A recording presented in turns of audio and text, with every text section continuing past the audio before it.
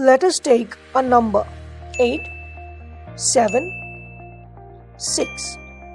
Here 6 is in the units place, 7 is in the tens place, and 8 is in the hundreds place.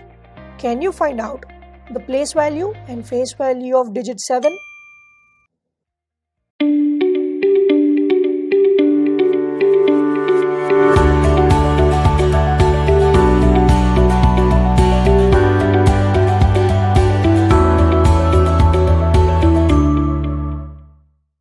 Numbers. We have been learning about them since childhood. To start with, let's get into the classification of numbers. Number system. First, let's understand about the different type of numbers.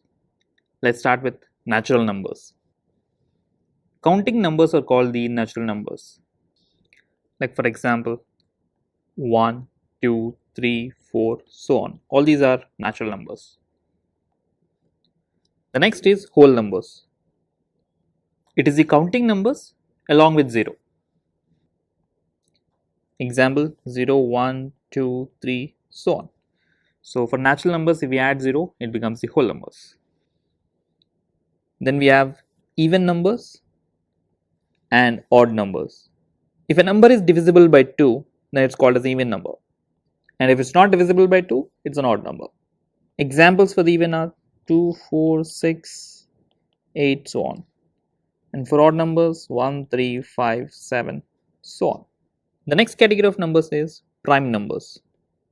If a number has only two factors, 1 and itself, then the number is called a prime number. Let me write the prime numbers. It's 2, 3, 5, 7, 11, 13, so on. Let me list out all the numbers till 100. It's always a good practice to memorize these numbers.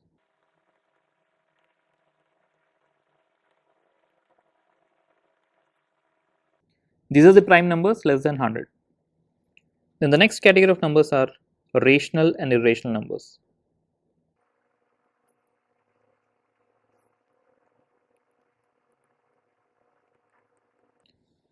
If a number can be expressed in p by q form, it's called a rational number. Example 1 by 2, minus 5 by 3, 5 2 by 3, so on.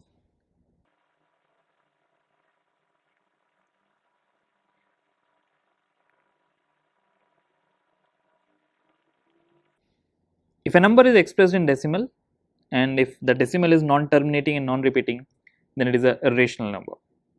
Example root 2, root 3, root 5, then we have pi 3.14, so on. Then we have the exponent and maybe any decimal like 0.2135765, so on, which has no recursion or repetition. And if it is non-terminating, then that becomes a irrational number. Okay, this much of basic understanding is enough. Now let's quickly get into the type 1 questions, that is identifying the prime numbers. How do we identify a prime number? Let's say we are given a number p. Step 1 would be, we need to look out for a number such that squaring of that number is greater than the given number p. And this number n should be smallest. Step 2 is, for the number n, write all the prime numbers less than n. So let's say we have a, b, c and so on. Form this set of primes less than n. Step 3 is, test if the given number p is divisible by any of the prime numbers belonging to the set. If it is divisible, it means that p is not a prime number. If it's not divisible, p is the prime number. To understand this, let's do an example. Here we have a question. Check which of the following are prime numbers. The first one is 173. So the given number is 173. Step 1 will be, look out for the smallest n square which is greater than or equal to 173. 13 square is 169, which is less than this. So next 14 square is 196, which is the closest number to 173. Now for this 14, we need to write all the prime numbers less than this. So the set of prime numbers is 2, 3, 5, 7, 11 and 13.